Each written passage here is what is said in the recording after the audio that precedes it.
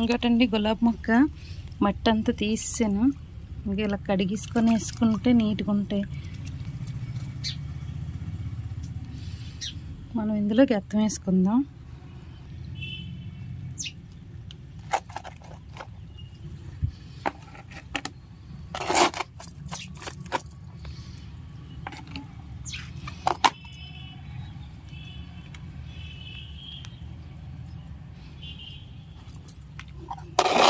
ఇవి వినాయక చవితికి తెచ్చిన మొక్కలండి, అలా ఉండిపోయి అందుకే వేసేస్తుందని. ఇంకా ఎలాగ వర్షాలు పడుతున్నాయి కదా,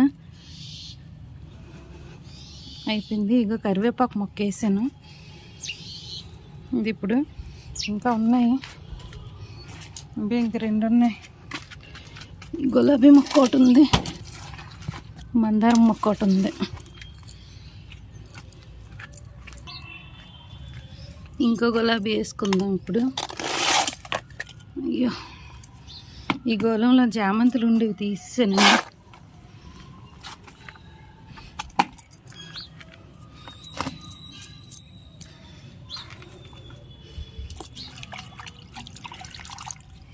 చూసారా, ఇలా పెట్టుకున్నామంటే మనకి లెగిసిపోతాయి గులాబీలు. ఏ మొక్కైనా ఇలా పెట్టుకున్నామంటే బాగా లెగిస్తాయండి.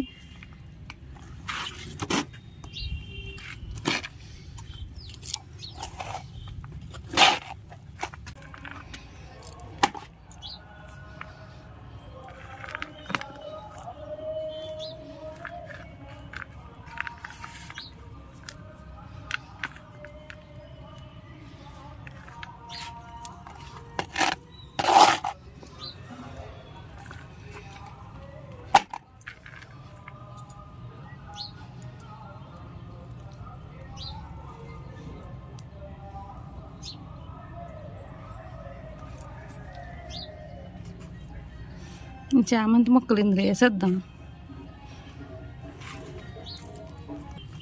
చూసారా, వేసాను కొంచెం వాటర్. ప్రతి మొక్కకి వాటర్ వేసుకోవాలి, కానీ వర్షం పడిపోతుంది. గెత్తం అంతా ఎత్తియాలి, లేకపోతే పోతుంది కొట్టుకొని. అందుకు ఈ గెత్తం అంతా మొక్కలన్నిటికీ కొంచెం వేసేస్తాను.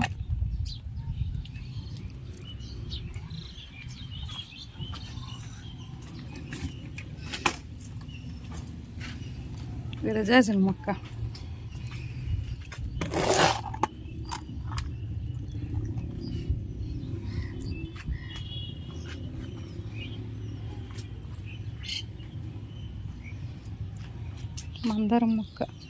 మందారం మొక్కలు వేయలేదండి ఇంకా.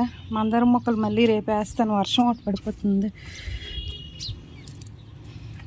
ఓకే ఫ్రెండ్స్, చూసారు కదా. వీడియో కానీ నచ్చినట్టయితే లైక్ చేయండి, షేర్ చేయండి, సబ్స్క్రైబ్ చేసుకోండి. ఓకే, ఈ 3 మొక్కలు వేసాను. ఇప్పుడు మేడంతా ఎంత కంగాలుగా ఉంది చూసారా. వర్షం తగ్గితే ఫుల్గా అంతా శుభ్రంగా క్లీన్ చేస్తాను. చూసారా మేఘాలు. Okay friends, bye.